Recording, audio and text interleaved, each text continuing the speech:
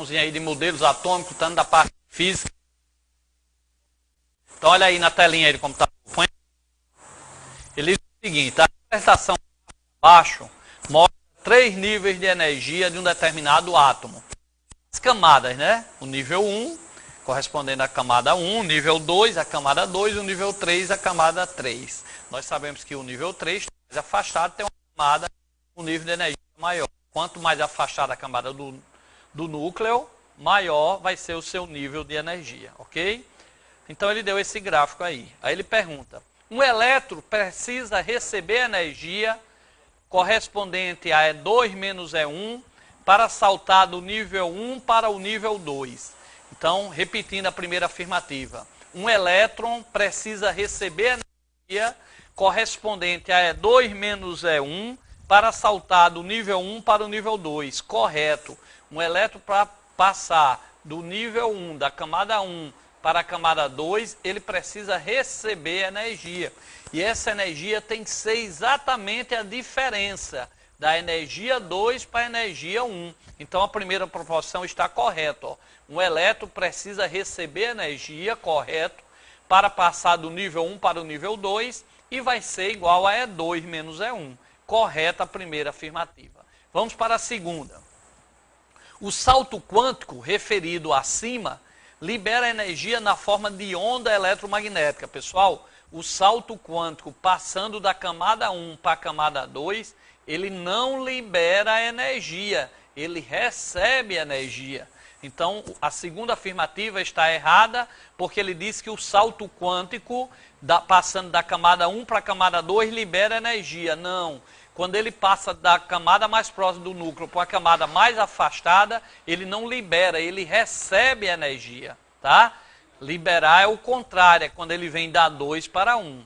Terceira, o salto quântico N1 para N2, ou seja, da camada 1 para a camada 3, né, é menos energético que o da camada 1 para a camada 2. Não, para ele pular da camada 1 para a camada 3, ele vai ter que receber mais energia, porque está mais afastado. Então, correta aí só a primeira. Para cá, para cá, para cá. Lembrando, pessoal, que quando você salta de uma camada mais próxima do núcleo, da primeira camada para a segunda, você tem que receber energia. O elétron tem que receber energia, né? Então, se você é lá um elétron, para você saltar, você só salta se vier uma energia externa e você ganha essa energia e salta para a camada mais distante, ficando no estado chamado ativado ou excitado. Só que o elétron não permanece na camada que ele ganhou energia e pulou, ele retorna à sua camada. Quando ele retorna à sua camada, é que ele devolve essa energia em forma de onda eletromagnética, ok? Então, na volta é que o elétron libera energia, ok? É como a lâmpada agora na nossa casa. Ela recebe energia elétrica, o elétron pula para a camada mais afastada, ele volta para a sua camada, ao voltar, ele emite a luz, ok? Emite ondas eletromagnéticas. Beleza? Vamos agora para mais uma questãozinha. Acompanha aí, ó.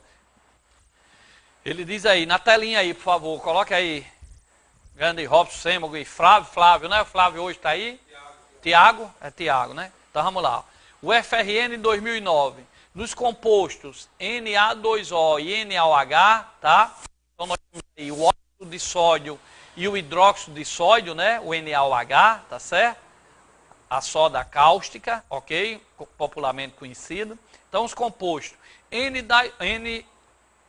Na2O, óxido de sódio, e NaOH, hidróxido de sódio. Então tem um óxido e NaOH uma base. Toda vez que eu tenho um metal ligado a um OH, isso é uma base, ok? Como o sódio é da família 1A, é metal, então eu tenho aí uma base, NaOH é uma base. O sódio possui, então pessoal, o que é que vai acontecer aí? Deixa eu só apagar aí para a gente fazer. Ele diz, o sódio possui 11 prótons. Pessoal, o sódio, lá na tabela, você olha lá, ou vai vir o dado, ele é 23 e 1. 23 é o número de prótons. Então, nunca o sódio vai ter 9 prótons, 10 prótons. Para ser sódio, tem que ter exatamente 11 prótons. Porque a quantidade de próton é que define quem é o elemento químico. Então, nunca vou ter um sódio com 10 prótons. Eu posso até ter um sódio com massa 21, ou com massa 22, ou com massa 24, mas jamais vou ter um sódio com número atômico maior ou menor que 11. Porque se mudar, se for número atômico 12, ele já tem propriedade diferente, aí já é o cálcio, né? Então, lá na tabela. Então, você lembra que o número de prótons não pode ser alterado. Então, ele diz aí na questão, ó, o sódio no composto possui 10 prótons? Não, o sódio sempre vai ter 11 prótons, ok? Agora, o que é que acontece, pessoal? O sódio aqui, observe em cada composto, ele está ligado, é um metal. E o sódio está ligado ao oxigênio, que você sabe que o oxigênio não é um metal, lógico, né? Que não é um metal, a gente até respira. Então, o oxigênio na temperatura ambiente, nas condições normais, o oxigênio ele é um ametal ou não metal. Toda vez que eu tenho um metal ligado com a metal, a gente aprendeu que essa ligação é iônica. O primeiro elemento perde um elétron, tá certo? Perde um elétron. E o segundo elemento ganha. Então, o sódio aí perdeu um elétron, tá? Se ele perder um elétron, ele não vai ter mais 11 elétrons. Então, a letra B aqui, como eu disse, está errado, porque ele não, o sódio sempre tem 11 prótons. E ele diz que vai ter 11 elétrons. Não vai ter. O sódio, como eu disse, ele é 23 e 11, o número de massa é 11. Ele no estado neutro ou não, sempre vai ter 11 prótons, mas no estado neutro ele vai ter 11 elétrons. Mas nesse composto aqui, o sódio, ele não está neutro. Se ele fez ligação química, então o que é que aconteceu? Se o sódio fez ligação química, ele perdeu o elétron para ficar positivo e ligar com o oxigênio que ganha elétron e fica negativo. Então ele perdeu o elétron. Então ele não vai ter 11 prótons. O sódio, mais uma vez, olhando na tabela, ele é 11,23. Ele tem 11 prótons e no estado neutro tem 11 elétrons também. Só que a letra C aqui está errada. O sódio não tem 11 elétrons porque ele está ligado. Se ele está ligado é porque ele perdeu o elétron, já que ele é um metal. Então ele vai ter menos elétrons do que 11, né? 10 prótons não existe, todo sódio tem que ter necessariamente 11 prótons, ok?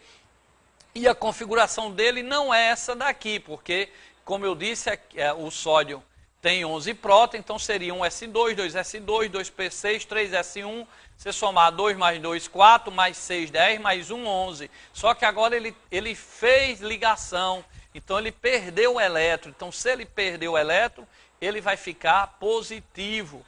Ele vai perder um elétron, igual ao magnésio, quando se liga e forma um composto, só que o magnésio é da família 2A, ele vai perder 2 elétrons. Então, correto a letra D. Ok, pessoal? Vão aí no zap do professor, 9653-1966. Todo mundo aí já recebeu o material, tá certo? Vem aqui comigo, vai para cá, para cá, para cá. 9653-1966. Todos os dias da semana eu vou mandar o link para vocês. Estamos aí no canal NMP e também no canal STN, tá certo? Ao vivo com vocês, toda semana vamos ter aula aqui, até no sábado, até a véspera do Enem. Beleza? Nós vamos agora fazer mais uma questão. Olha que questão interessante aí, de Química e Física comigo, o professor Luiz Carlos Noronha. Depois vai ter o reprise, vocês vão assistir. Então coloca aí a telinha na tela, encha a tela aí. O esquema abaixo, encontramos duas distribuições eletrônicas de um mesmo átomo neutro. Então ele diz que é o mesmo átomo, tá? O A e o B, nós temos duas distribuições eletrônicas do mesmo átomo, tá? Então ele diz, A é uma configuração ativada. A é ativada? Não, pessoal. O A está a configuração normal, ó, 1s2, 2s2, depois 2p6. Então, ele está normal. Agora, olhe como o B está ativado. B significa aqui, ó, que um elétron do S pulou para o P. Porque se tem 2S1 e 2P1, isso não pode existir na situação normal. Na situação normal, eu tenho só 2S2. Então, aí eu tenho 2S1, 2P1. Significa que um elétron pulou do S2 para P1, ou seja, pulou de uma camada interna para uma mais externa. Então, esse estado é chamado estado ativado ou estado excitado. Então, A é uma configuração ativada? Não. A está normal, 1S2, 2S2. B é normal? Não. B está 1S2, 2S1, 2P1. Nós sabemos que 2S1, 2P1 não existe. Então, se tem aí 2S1, 2P1, é porque ele pulou, o elétron ganhou elétron e pulou. Então, ele está no estado ativado. Então, correta, vamos ver a letra C. A passagem de A para B libera energia? Não, pessoal. De A para B, deixa eu só apagar aí, ó. De A para B, o que é que acontece? De A para B, o elétron pulou do S2, pulou aqui para o P1.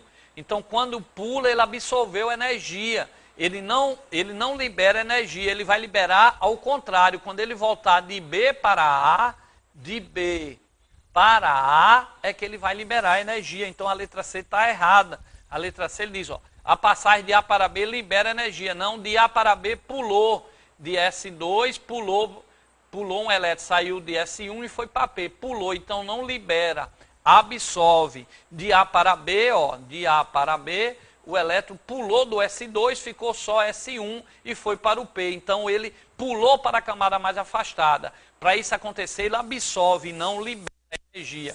Então de A para B está errado, está dizendo que ele libera. Letra A. A é um gás nobre. Observe que eu tenho um S2, né? 2S2. Ele está aí na segunda camada, ok? Então, a gente sabe que o único gás nobre que terminando em S que existe é o hélio, tá certo? 2S2 aí, nós temos ele aí na família 2A. Então, de A, a passagem de A para B absorve energia, correto.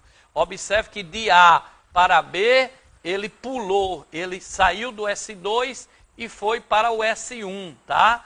Então, de A estava em S2, pulou de S2 para S1. P, o elétron pulou para a camada, para o subnível mais afastado, P1. Então, quando ele pula para a camada mais afastada, ele absorve energia. Então, correto, a letra E. A passagem do estado A para o estado B absorveu energia. Correto. Só um detalhe, se fosse voltando de B para A, aí ele estaria retornando à camada original, então ele liberaria energia, é quando vem a luz aí, tá certo? Ok? Ó, para cá, para cá, para cá.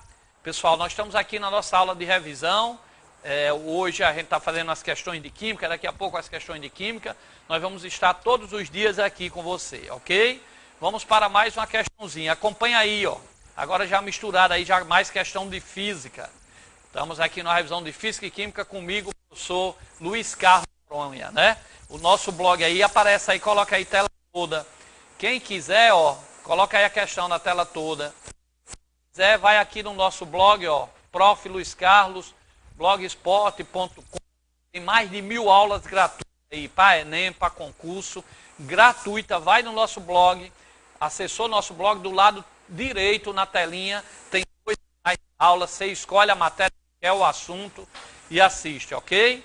E também tem o zap do professor Luiz Carlos Noronha, ó, 96531966. Você dá um oi, coloque esse telefone meu aí, esse zap do professor, só para a aula, você salva no seu telefone, na sua agenda, dá um oi para mim, eu salvo o seu número e mando o material dessa aula e várias dicas aí para o Enem nessa reta final, ok? Vamos para mais uma questão. Acompanha aí a leitura.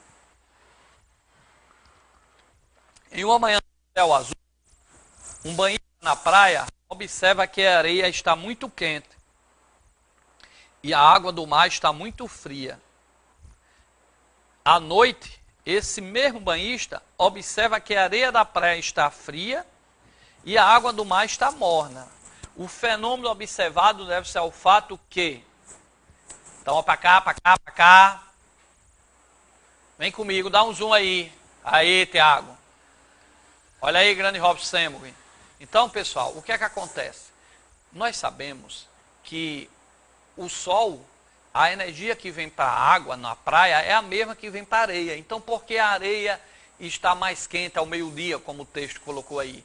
Porque a areia, ela tem o que a gente chama calor específico de uma substância que é uma coisa constante, tá? Então, por exemplo, a areia é em torno de 0,2 calorias para cada 1 grama de areia aumentar 1 grau Celsius. Então, a quantidade de calor que cada 1 grama de areia necessita para aquecer é 0,2.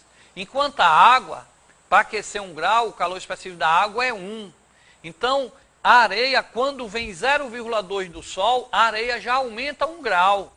A cada 0,2 do Sol, a areia aumenta 1 grau, enquanto a água só vai aumentar de 1 em 1 calorias do Sol. Ou seja, a areia recebeu 0,2, aumenta 1 grau. Recebeu mais 0,2, aumenta 1 grau. Quando ela receber 5 graus, que corresponde a 5 vezes 0,2, que dá 1, é que a água aumenta 1 grau. Então, é por isso que a areia esquenta mais, porque o calor específico dela é menor e cada 1 grama de areia necessita de menos calor do que a água. Então, a água demora a aquecer.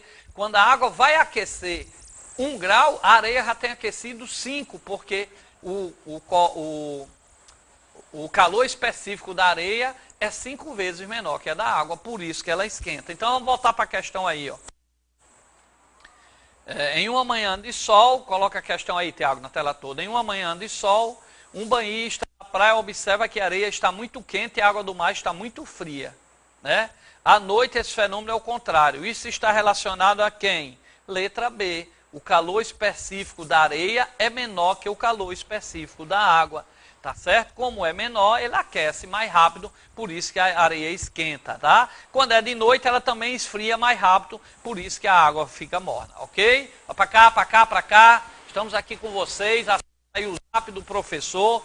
Para pegar essas aulas, nós vamos estar aqui, ó, com vocês todos os dias aqui nessa reta até o final, como todos os anos estamos com vocês.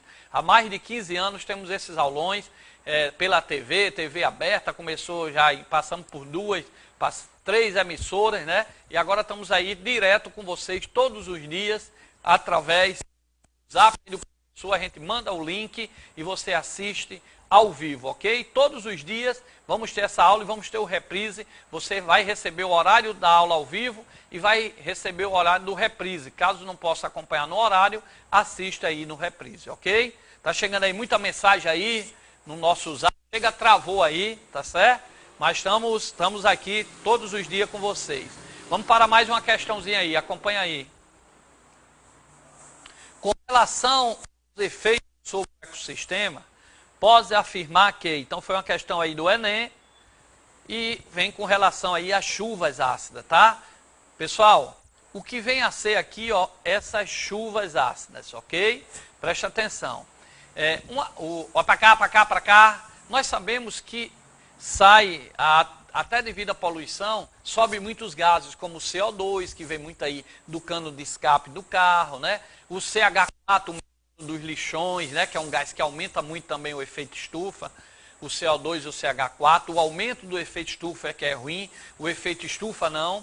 O efeito estufa, só existe vida na Terra devido ao efeito estufa. Mas nós estamos lançando tantos gases, né, da agropecuária, sai muito metano, CH4, né, e esses gases reagem, e lá em cima também, devido às condições climáticas lá, então reage de forma ácidos, né, forma ácido, até ácido sulfúrico, forma, quando vai enxofre, forma o ácido carbônico, tá certo?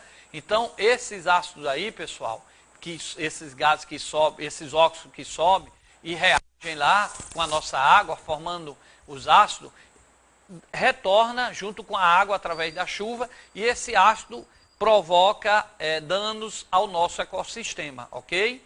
E o que é que acontece? Quanto mais ácido cai, diminui o pH. Lembre-se que o pH ela é uma escala que vai até 14, de 0 a 14, e quanto menor o pH, mais ácido está, ok? O nosso estômago, ele possui um ácido para fazer a digestão, tá? O ácido clorídrico. Se você tem muito ácido, não se alimenta bem, ele começa até, às vezes, a corroer o estômago, né? Aquela parte toda lá, e você termina aí tendo gastrite, você termina aí tendo úlcera, ok? Devido a esse ácido que serve, na verdade, para a digestão. Às vezes a gente toma um antiácido, uma base, porque a base neutraliza o ácido, e aí forma o sal e água, e você sente menos, né, arder. Então, por isso que a gente procura sempre o médico, faz endoscopia, aquela parte toda.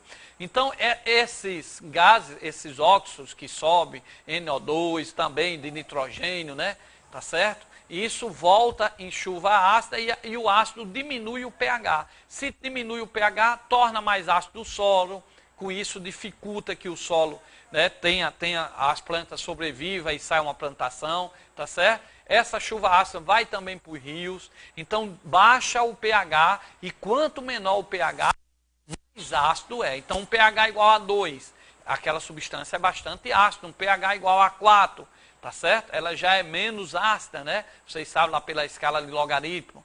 Então, pessoal, o pH igual a 7, ele é neutro. Então você tem, por exemplo, tem muita água aí que você vai tomar água mineral, você tem que olhar o pH. Se o pH lá da água está 4, você está tomando um refrigerante. Então tem muita água aí, mesmo a água natural de algumas regiões, em alguns pontos até no norte também, que o pH era muito baixo. Então você, quando for pegar uma água mineral, compra uma que tem lá 6, 5,5, ou a mais próximo da 7, de 7, porque você está tomando uma água menos ácida e isso faz menos mal ao seu organismo, ok? Então vamos para a questão, voltando aí. Com relação aos efeitos sobre o ecossistema, pode afirmar que, 1. As chuvas ácidas poderiam causar a diminuição do pH da água de um lago, o que acarretaria a morte de algumas espécies, rompendo a cadeia alimentar. Correto. As chuvas ácidas, cai ácido, diminui o pH. Se cair o ácido, o pH vai diminuindo. Quanto mais ácido cai, mais diminui o pH, mostrando que a acidez está maior, tá certo? E isso mata as espécies, está correto.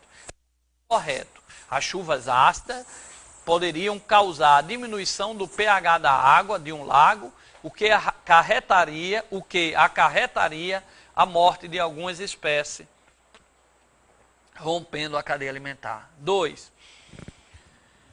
As chuvas ácidas poderiam provocar acidificação do solo, que prejudicaria o crescimento de certos vegetais. Correto, torna o sal ácido, ok? Por isso que o solo tem que ser tratado, para poder, assim, o crescimento dos vegetais, de certos vegetais, ser melhor. 3. As chuvas ácidas causam danos apresentados em valor de pH maior que o pH da água destilada. Não. O pH da água destilada é 7. A água destilada é a água pura. A água mineral não é água pura. A água mineral é uma mistura de água com alguns sais minerais. Depende de onde ela vem. Então a água mineral é uma mistura. O pH geralmente é menor que 7. Né? Mas a água destilada é água pura. Então o pH é 7. As chuvas ácidas causam danos se apresentar de pH maior que a água? Não. A chuva ácida sempre vai provocar um pH o quê? Menor que 7, porque é ácida. Então a terceira aí está errada. Então correto apenas o primeiro e o segundo, ok? Pessoal, para cá, para cá, para cá. Sou o professor Luiz Carlos, nós estamos aqui com vocês nessa reta final do Enem.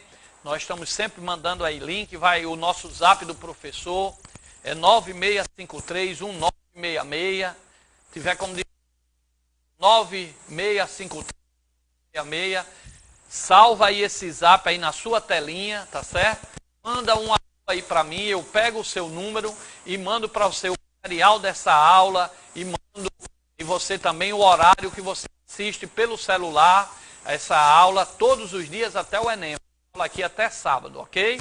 Sempre um horário à tarde e um horário à noite, beleza? Então acessa aí 96531966.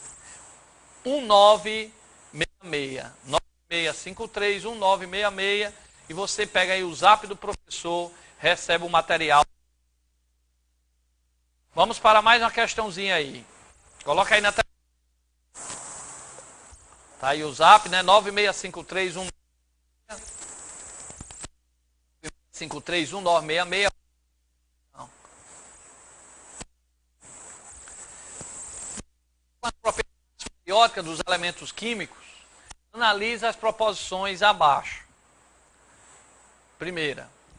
O tamanho do raio atômico dos elementos químicos cresce da direita para a esquerda nos períodos e cresce de cima para baixo, pessoal, isso é questão tradicional de química. Eu vou mostrar aqui para vocês o raio atômico. Lá no Enem você faz assim, ó, faz uma tabela como eu fiz aqui, bem rápida, tá certo? Mais ou menos assim, só para entender. O que é o raio atômico? Família, o grupo é aqui na vertical. Lembre-se que os elementos que estão aqui em cima, o hidrogênio só tem uma camada. Se você pegar o frâncio que está aqui embaixo, ele tem 7 camadas. Então, lógico que ele é maior que o hidrogênio. Por isso que o raio atômico, ou o tamanho do átomo, ele cresce de cima para baixo. Quem está abaixo é maior. Então, observe que a primeira questão diz, ó, o tamanho do raio atômico, ou o tamanho do átomo, dos elementos, cresce de cima para baixo nas famílias, nos grupos, está correto de cima para baixo. Quanto mais embaixo, maior. Só que ele diz que cresce da direita para a esquerda. Vamos ver se é correto. O raio atômico cresce assim, da direita para a esquerda? Sim. No período, que é linhas horizontais, cresce sim. Por quê? Porque nós temos aqui, pessoal, ó, ele vai crescer da direita para a esquerda. Por que ele vai crescer da direita para a esquerda? Porque esses elementos da esquerda aqui têm menos número atômico. Então, se tem menos número atômico, as camadas vão ser menos atraídas. Os elétrons que são negativos, que estão nas camadas, vão ser menos atraídos. Então, no período, ele tem o mesmo número de camada. Mas como os elementos aqui à esquerda diminuem o número atômico, já que o da direita sempre vai aumentando o número atômico, sempre o que está aqui tem número atômico maior, o que está aqui sempre tem maior. Então, como a direita tem mais número atômico, o número atômico é maior, ele atrai a camada, ok? Então, fica lá, ó, a camada na esquerda tem menos número atômico, então atrai menos a camada, ele fica maior. Pode deixar a tela cheia aí com a questão. Então, olha só, pessoal. O raio atômico, eu vou apagar e vou agora fechar esse raciocínio para vocês não errarem no Enem. Faz lá uma tabelinha bem rápido, tá certo? Não precisa ter toda essa certeza, só para a gente ter uma noção. E lembre-se que o raio atômico, o elemento abaixo tem mais camada, então ele é maior. E o elemento que está aqui, por exemplo, o sódio e o cloro, o sódio é maior. Embora tenha o mesmo número de camada no período, mas quem está aqui é maior porque tem menos número atômico. Então atrai menos a camada, ele fica maior. Então o átomo cresce assim. Nos grupos na família, de cima para baixo, e nos períodos da direita para a esquerda. Então, essa proporção está correta, tá? A proporção 1 está correta. Ó. O tamanho do átomo do elemento químico cresce da direita para a esquerda, correto, e de cima para baixo. Então, cresce de cima para baixo e da esquerda. A gente fez a tabela aí, ó. Cresce de cima para baixo, os que estão embaixo são maiores, e cresce nos períodos da direita para a esquerda, porque no período tem o mesmo número de camada, mas aqui na esquerda tem menos número atômico, menos número de prótons, então atrai menos a camada, por isso que ele fica menor. Então o tamanho do átomo cresce. Se eu fosse olhar aí rapidamente, se o frâncio fosse estável, ele seria o maior átomo de todo, que tem maior raio atômico, ou que tem maior tamanho, ok?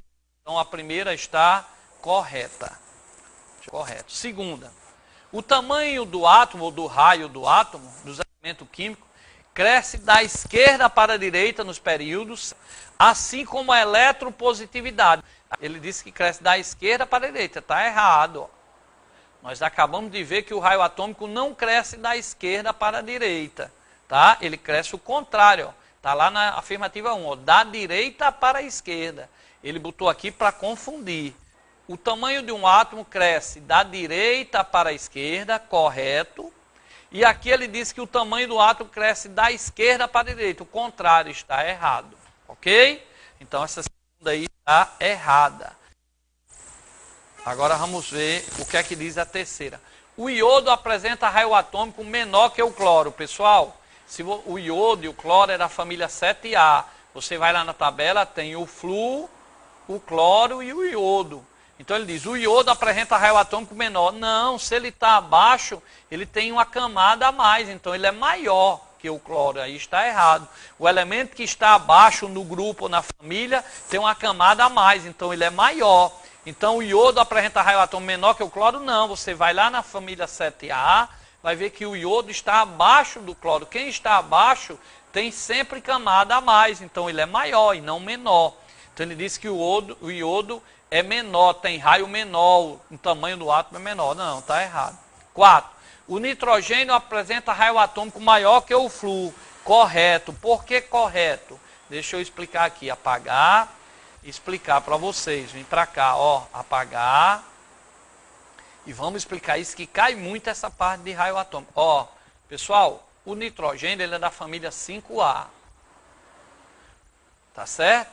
E ele perguntou, ó, o nitrogênio apresenta raio atômico maior que o flúor. Está correto, o flúor é da família 7A. Nós acabamos de ver que no mesmo período cresce da direita para a esquerda. O que estão à esquerda tem raio atômico maior. Por quê? O nitrogênio e o flúor têm o mesmo número de camada, mas o nitrogênio tem menos prótons para atrair as camadas do que o flúor, tá certo? Então, se o nitrogênio tem menos prótons que o flúor, o nitrogênio tem 7 prótons, o flúor tem 9. Então, o flúor vai atrair mais os elétrons, por isso que ele fica menor. O nitrogênio tem menos prótons para atrair, então ele fica maior. Então, apesar de estar no mesmo período, mas cresce da direita para a esquerda, porque quem está à esquerda tem número atômico menor, então atrai menos a camada. Por isso que o nitrogênio é maior do que o flúor. Então aqui está correto, o nitrogênio é maior que o flúor. Ok? Ó, para cá. Finalizando aí, pessoal, sobre raio atômico aí, o que é que a gente pode mostrar aí para vocês? Deixa eu só fechar aqui, ó. Lembre-se disso. Ó, para cá, olha aí na telinha aí. Pega uma tabela periódica. O elemento que está abaixo é sempre maior. Então, se o iodo está abaixo do cloro, ele tem um raio maior que o cloro, que quem está abaixo tem mais camada. E se o flúor está aqui e o nitrogênio está à esquerda, tem o mesmo número de camada, mas o nitrogênio é maior porque ele tem menos próton. Quem está à esquerda tem menos próton, então ele atrai menos as camadas. Ok? Fechado isso aí.